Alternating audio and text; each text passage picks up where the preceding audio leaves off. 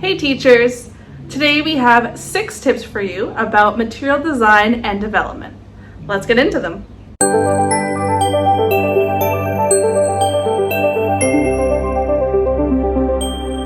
The first tip we have for you is getting your students involved in their own learning. If you're going to teach a certain concept, have the students make their own materials to reflect the rules that they have to put in practice or lessons they've applied to get them involved in the learning and further deepen their own knowledge about what they learned. For example, in learning certain grammar concepts, you could have them create their own flashcards or their own posters to put around the class. This gives them a sense of, I understand what I've learned, but also they get to see their work around the class, and that helps them give a bit more pride in their own learning. Another example is if they're writing short stories, you can compile them into a class storybook so they can share their work with others. The second tip you can add to your material design is incorporating reflection and metacognition. You could take any of your activities and add a reflection process to the end. So they've had the time to dive deep into the material you created, learn it, apply it, show their skills. But then you can extend it a bit further and give them that reflection or maybe perhaps a learning log to show at the end, yes, here's what I did well, here's what I could improve. This gives them an understanding of their own self and their struggles, as well as giving you an idea of how you can help them in the future. The third tip is to encourage inquiry-based learning. This tip stems from the idea of Montessori learning, where students are encouraged to explore things at their own time with their own interest to further strengthen their learning and the retention of that learning.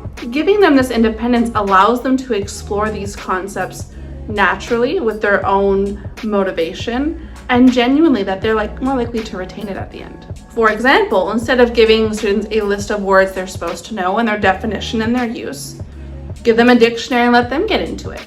That way they can take their time, further understand, perhaps find the definition that helps them retain the word, and it makes them more independent learners and interested in their own learning. The fourth tip is incorporating authentic assessment. Many students are used to oral presentations, writing essays, but in this day and age, it's not the norm of what they're expected to do in the real world.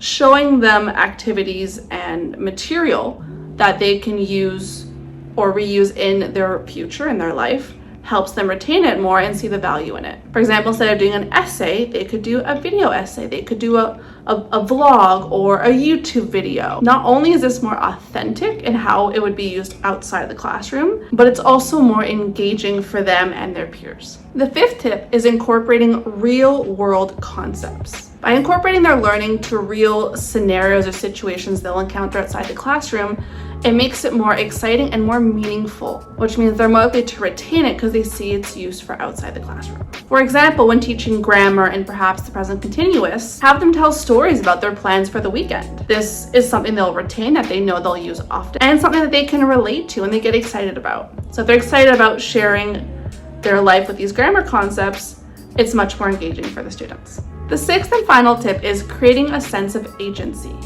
Get the students involved in their learning, excited about what they're going to do. When they're told to do the same old thing with no choice, you're less engaged. But knowing you can have a choice to write or make a video to present what you've learned is much more exciting. This also develops autonomy and helps students take pride and joyful ownership in their own learning as well. The best example of this is giving students a choice in how to present their work. Instead of an essay, it could be a video essay, it could be a photo essay. Wherever they can shine but still prove that they learned, let them have it. So there you have it, 6 great tips for material design and development. Now, if you're interested in diving more into some of these details and exploring these concepts further, we do have a course starting June 15th.